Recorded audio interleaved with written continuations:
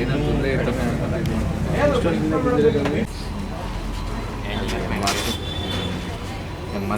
Number ಬೋಲೋ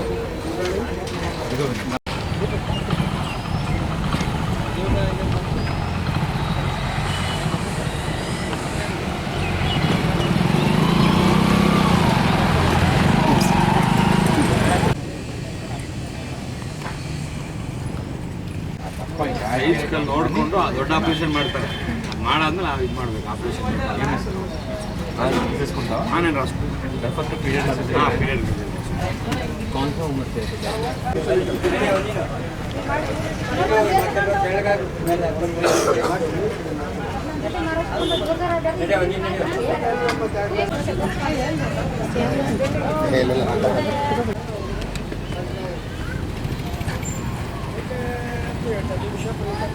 ಭಾರತಿ ಅಗ್ಲರವರೇ, ನಮ್ಮ ಇಂದಿನ ಈ ಕಾರ್ಯಕ್ರಮದ health care ಕ್ಯಾಂಪ್ನ chief guest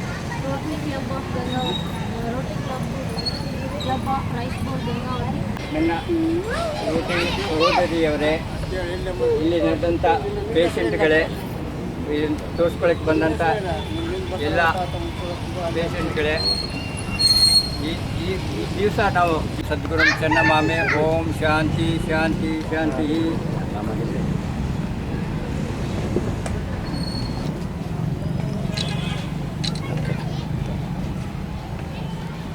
thank you.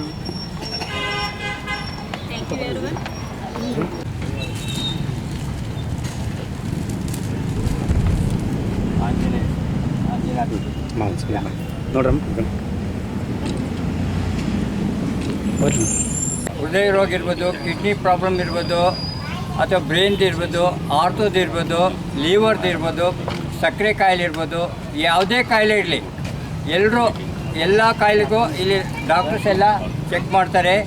Select ಆದಂಥ ಪೇಷಂಟ್ಗೆ ಯಾರಿಗೆ BPL ಕಾರ್ಡ್ ಇರುತ್ತೋ ಅವರಿಗೆ ₹1 ಖರ್ಚಿಲ್ದಂಗೆ ನಾವು ಇವ್ರನ್ನ ಬೆಂಗಳೂರು ಸಪ್ತಗಿರಿ ಹಾಸ್ಪಿಟ್ಲಿಗೆ ಕಳಿಸ್ಕೊಟ್ಟು ಅಲ್ಲೆಲ್ಲ ಆಪ್ರೇಷನ್ ಮಾಡಿಸಿ ಮತ್ತು ಅವ್ರ ಮನೆಗೆ ಮುಟ್ಟಿಸೋಕ್ಕಂತ ಅಂದ್ಕೊಂಡಿದ್ವಿ.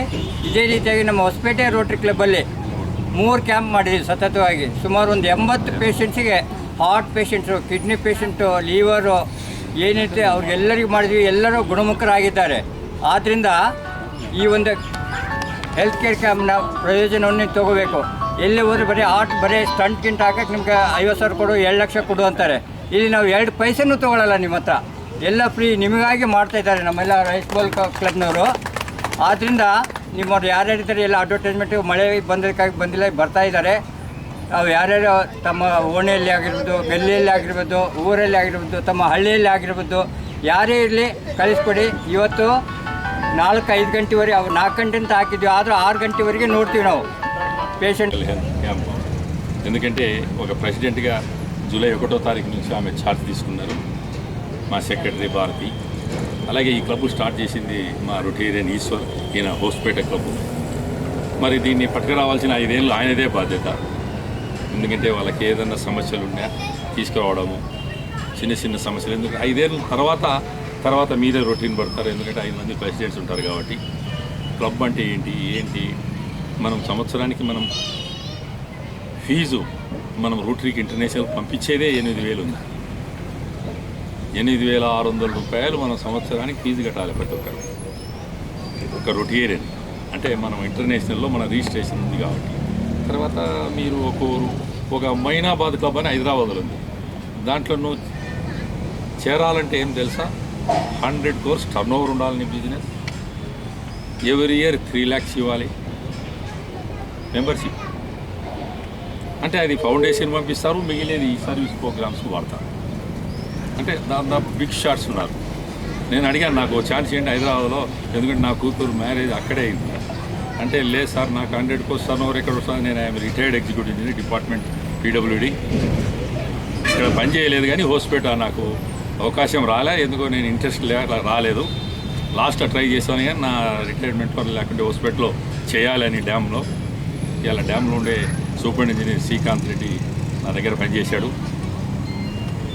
సో మెడికల్ క్యాంప్ ఇలా డాక్టర్స్ 10 మంది, ఎందుకంటే వాళ్ళు ఈరోజు మనకు సేవ చేయడానికి ప్రజలకు పేషెంట్స్ వచ్చారు. దాదాపు సాయంకాలం 5 వరకు పెద్ద మెగా క్యాంపులు నేను ప్రెసిడెంట్గా ఉన్నప్పుడు కూడా చేశాను. అట్లీస్ట్ 2 నెలలకు ఒక మెడికల్ క్యాంప్ చేయండి. డాక్టర్స్ ఎంతోమంది వాళ్ళు టైం స్పేర్ చేస్తారు. వాళ్ళు అడగండి ఎప్పుడు ఫ్రీ టైం.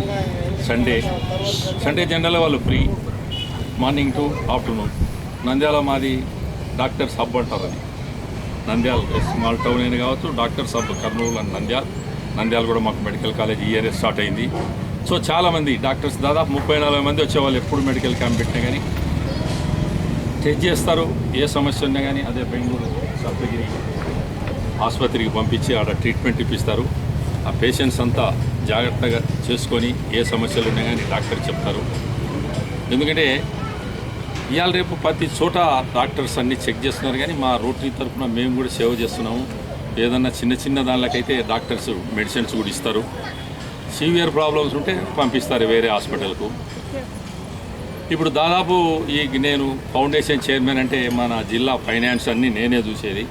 ఇప్పుడు రీసెంట్గా సండూర్ ఒకటి మంచి ల్యాబొరేటరీ కడుతున్నాం 50 lakhsతో వర్త్. ఇప్పుడే మొన్ననే డబ్బులు వచ్చాయి 3-4 days బ్యాక్.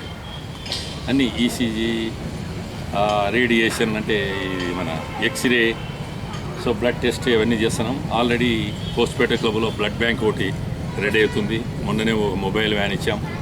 సో అదేవిధంగా గంగావతి ఇప్పుడు ఆ క్లబ్లో మాట్లాడతాను. ఎందుకంటే ఆ క్లబ్ పెద్ద క్లబ్, మీకంటే మీరు చిన్న ఇప్పుడిప్పుడే ఎదుగుతున్న క్లబ్.